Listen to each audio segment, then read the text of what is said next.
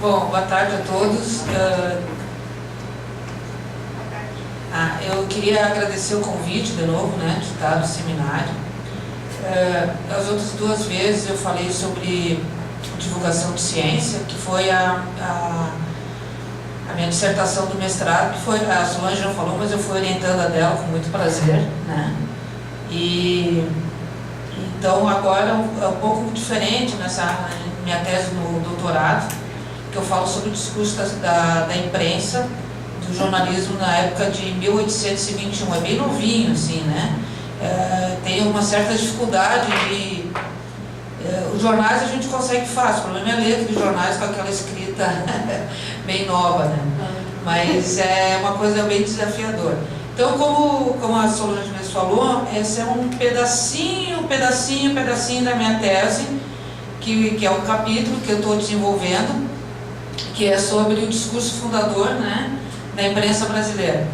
Então, começar falando do recorte que a história da imprensa está relacionada com a colonização portuguesa. Por quê? Porque a partir com a vinda da família real no Brasil, em 1808, aí que foi instalada a imprensa régia, começaram a surgir os jornais. Antes disso, houve uma tentativa em 1700, mas foi proibido e foi tirado, o jornal nem chegou a circular. Então a nossa análise é dos periódicos dentro do período da independência, entre 1821 e 1822, esse é o recorte. Nós temos como pergunta como que era produzido o sentido de nação, cidadania e liberdade naqueles periódicos, e compreender o modo de relação e funcionamento da mídia com o processo de independência. Uma coisa assim, uma parte quanto ali, eu, além de adorar análise de discurso, eu adoro política, então venho coincidir muito bem trabalhar com essa questão para mim, Então, ao analisar os periódicos do século XIX, podemos compreender parte do funcionamento de uma época, de uma prática social que produz sentido no discurso jornalístico. Se entendermos que os sentidos dependem das condições de produção e não somente da intenção dos sujeitos, podemos dizer que esses sentidos significam historicamente na formação de uma sociedade. Então, nós temos por corpos, eu escolhi 5 jornais que fazem parte dessa minha análise. É o Conciliador do Reino Unido, do José da Silva Lisboa. Vocês devem conhecer ele como Visconde de Cairu, ele que foi dono do jornal. O Reverbero Constitucional Fluminense, de Joaquim Gonçalves Ledo e Januário Barbosa. Esse jornal, por que eu estou escolhendo ele? Porque ele foi que começou a questionar a independência. E ele era ligado à maçonaria. Esses 2 senhores eram maçons. O Espelho, de Manuel de Araújo Ferreira e Guimarães, que ele também, junto com o Conciliador, eram jornais áulicos, um jornal ligado à corte. Correio do Rio de Janeiro, de João Soares Lisboa. O Correio foi o primeiro jornal a falar em liberdade, não só em independência. Depois eu falo um pouquinho mais dele ao longo dessa apresentação. E o Macaco Brasileiro, que é o nosso Dodói, porque é um jornal que até o nome é muito estranho, o Macaco Brasileiro. Ele funda uma nova discursividade, eu não estou trazendo ele aqui, só citando, que é um outro capítulo que eu vou ainda desenvolver. Mas ele é todo escrito em metáfora. Então ele é bem interessante, são só 6 edições desse jornal. Bom, o início da imprensa. Nos primeiros anos, apenas 3 periódicos circulavam aqui no Brasil. Em 1808, o Correio Brasiliense, que ele era editado na Inglaterra e circulava no Brasil. Gazeta do Rio de Janeiro. O Correio e a Gazeta tiveram 6 meses de diferença. 2 foram fundados em 1808, com a vinda da corte. E a Idade do Ouro do Brasil em 1811. Por a Idade do Ouro do Brasil circular, ele teve que pedir licença na mesa censória e daí foi todo um tratado de ele nunca falar mal do Correio e da Gazeta. Então ele não poderia se opor aos outros. A partir de 1821 começaram a surgir novos jornais. Entre 21 e 22, 26 periódicos circularam no Brasil. Claro, tinha algumas coisas periféricas, mas eram os mais importantes, né? Só desses 26, 16 eram no Rio de Janeiro e 10 em outros estados, como Bahia, Maranhão, Pernambuco e Pará. Então, os jornais que surgiram no Brasil entre 1821 e 23, período de intenso debate político, de radical transformação das instituições, com mais razão ainda, nasciam impulsionados por esse espírito de independência e liberdade, né?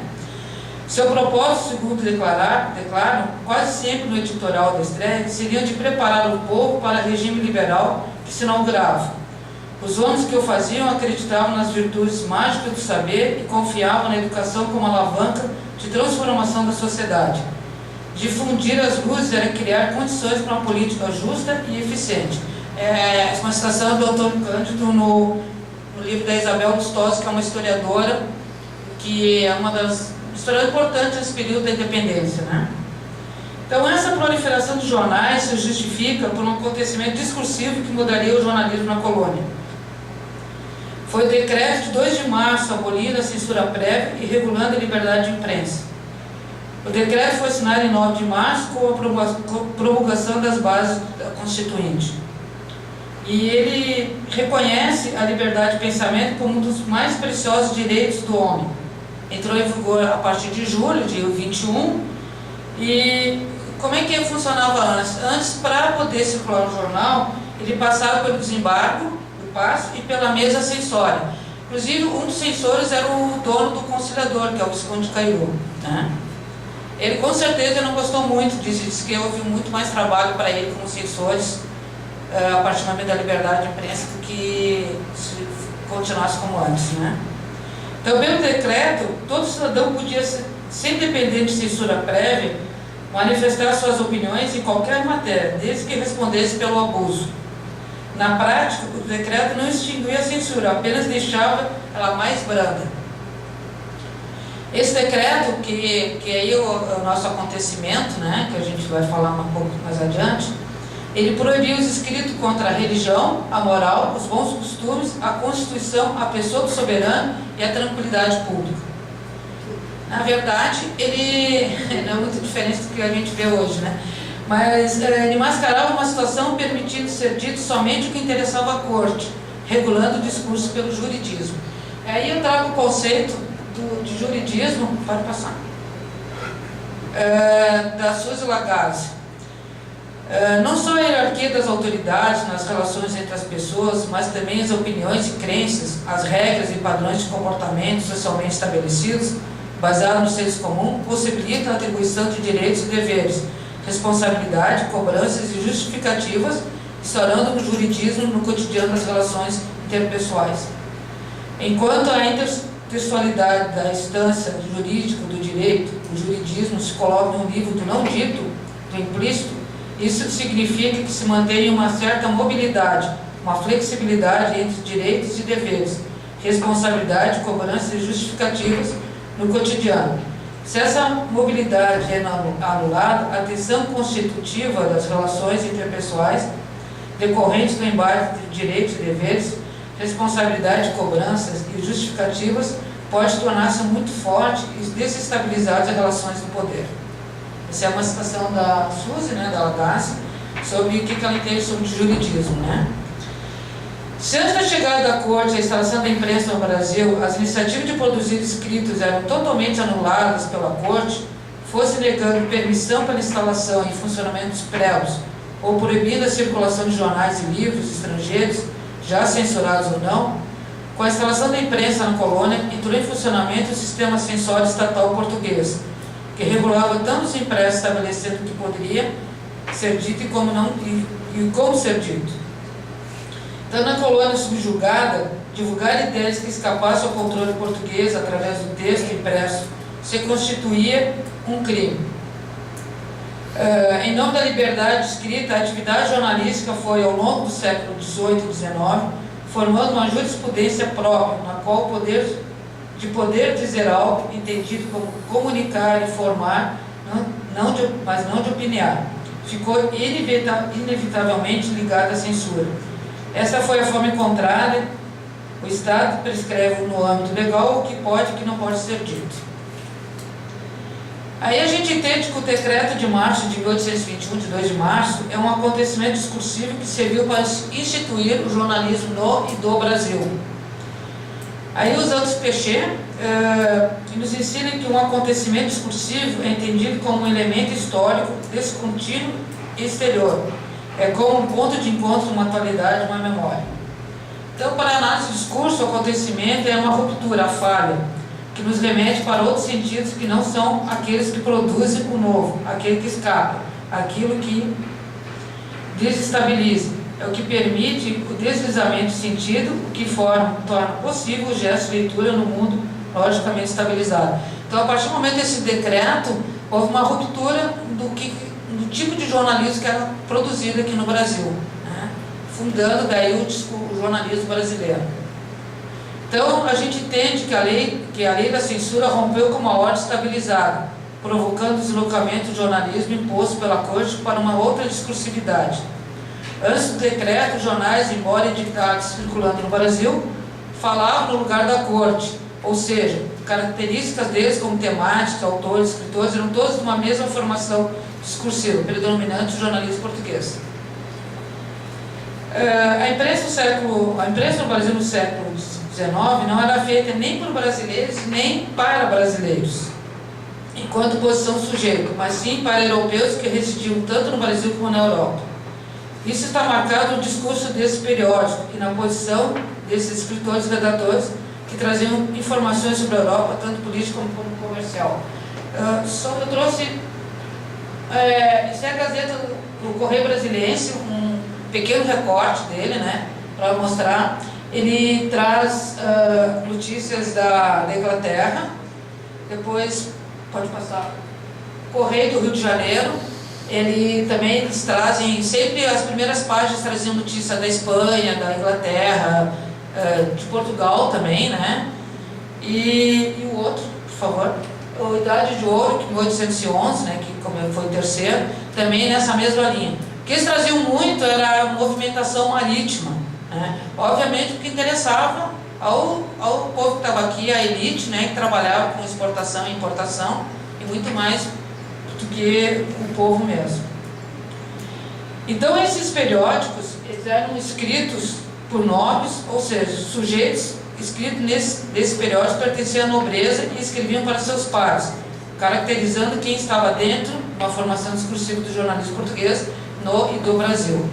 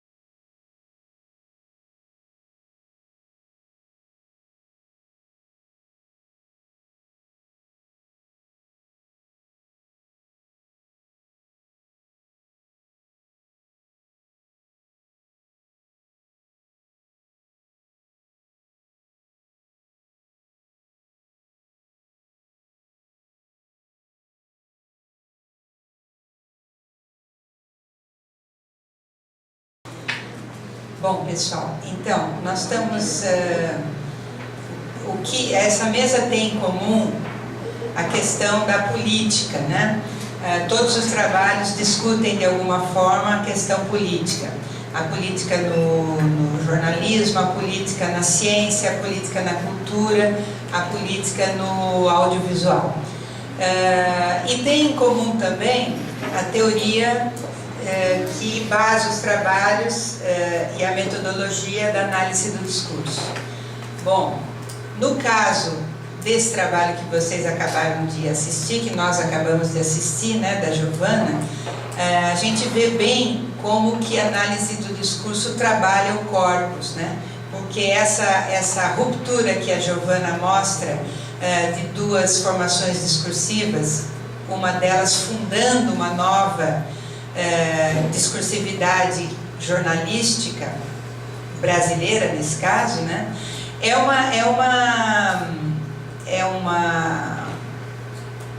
Um argumento que a teoria permitiu, porque não existe essa ruptura nos textos históricos. Nos textos históricos há um contínuo dos jornais de antes de 21 para os de depois de 21. A história apresenta isso como uma linearidade sem apontar nenhuma ruptura. Por quê? Porque em termos de acontecimento social, nada acontece entre uma fase e outra, né, Gi? A não ser uma lei que muda o estatuto da censura, mas isso não significa nada para o jornalismo em termos históricos, mas em termos discursivos, sim. Só para acrescentar uma coisa, por exemplo, na história da imprensa, nos livros de história que falam sobre isso, eles têm uma outra divisão que não é a divisão que eu respeito. Por exemplo, eles colocam o Macaco Brasileiro como um jornal áulico. E nós, olhando, a Solange é minha orientadora no doutorado, não ia ficar longe dela nunca, né? A gente vê que não é por aí, que essa divisão de áulico e não áulico, né? Porque hoje em dia a gente chamaria de direita e esquerda, que também já não é mais direita e esquerda, mas essa divisão, não, a gente não entende isso olhando discursivamente os jornais. Olhando historicamente, talvez sim, mas discursivamente não é essa divisão que eu estou respeitando, inclusive. Ok. Bom, então só para dizer isso, né, de que eu vou continuar nessa, você vai falar agora? Pode ser?